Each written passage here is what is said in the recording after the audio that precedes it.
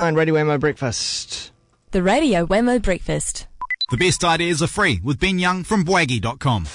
They are indeed. Ben Young, Bwaggy.com, BWAGY.com, Twitter.com/Bwaggy. Hello and good morning to you. Good morning. Nice to see you once again. Likewise. I'm very intrigued about this topic that you've come up with today called colours. Yes. What do you mean?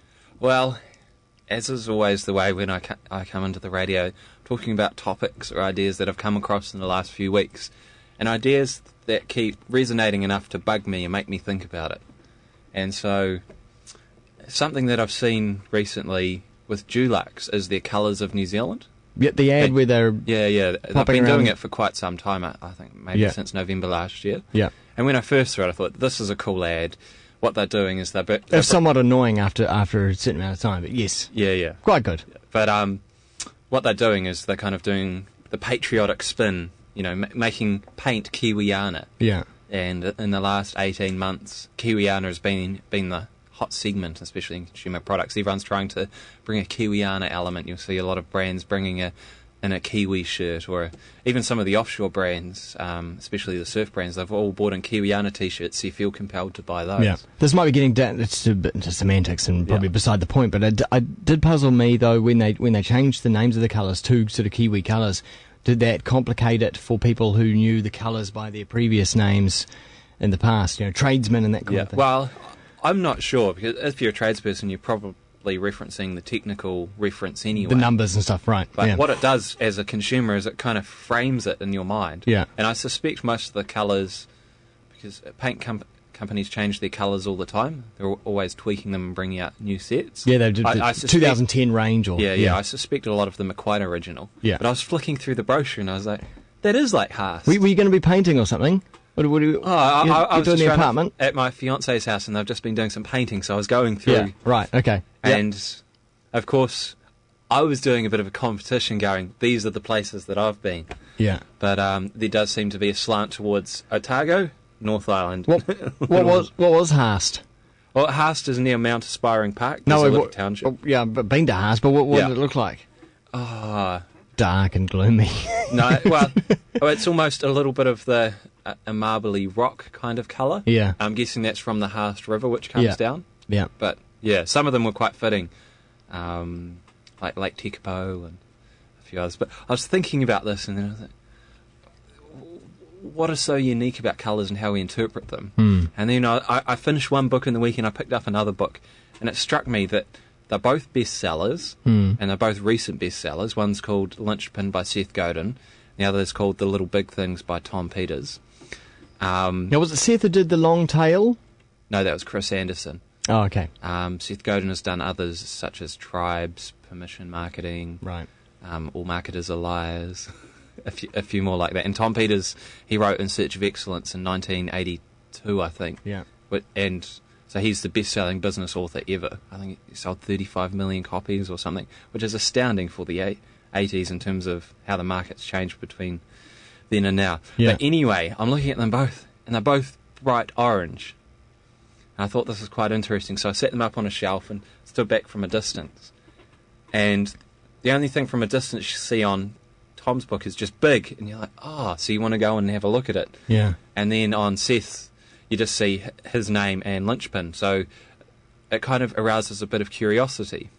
But what I was wondering is that when online, if you want people to really buy your product, you use an orange buy now button, and using the colour orange increases conversions or sales. Does it? Hugely. There's been studies about this. Yeah. So hypothetically, and this is what I've done before, if you went from green, but sometimes people use blue, to orange, you can increase conversions by up to 25% straight away. So there's something about the orange which is reassuring that you're doing the right thing. Really? And that you should buy. And I thought it was quite interesting that they're both orange, because they're both smart marketers and probably some of the best marketers in the world. Because I would have thought most people would put orange on their website, especially on a buy now button, because it's bright and it stands out and it says buy now, as opposed to for the reasons you're talking about, which means it's reassuring and.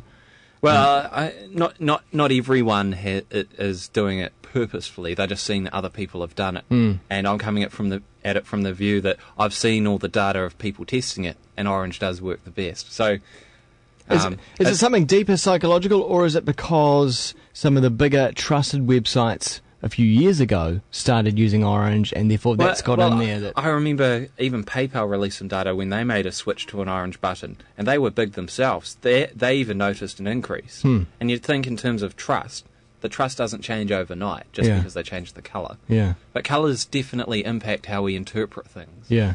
Especially blue tends to mean honesty, so people tend to trust people with blue eyes more than those without. Right. You'll notice most of the banks clamour to put blue. I trust you, Ben. Like BNZ is all blue, and a few of the other banks, they try and get blue in their communications. If you look at their posters or billboards, quite often they'll have strong blue elements in there. Worked for National in the last election, didn't it? But did it work the election before that? No, it didn't.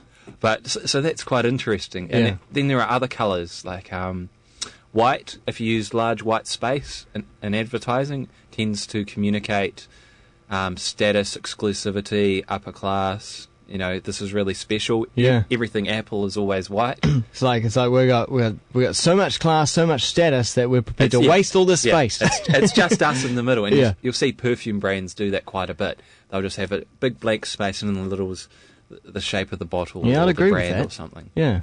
And then so I was looking at other colours, and red tends to be quite emotive. If you want to bring across an emotional message, you try and do it involving red. With websites, using a black background, and I have battled with clients with this before, tends to communicate something slightly illicit or naughty. Yeah. So if you're a consumer brand, unless you're slightly illicit or naughty, you probably don't want to use that. Nothing like a blank background with a flashing multicoloured banner. You know? Yeah. But so bands can get away with it because, you know, it's like being a rock star. So you can do that. And some brands can actually pull that off. But you tend to not want a black background on the back of your website.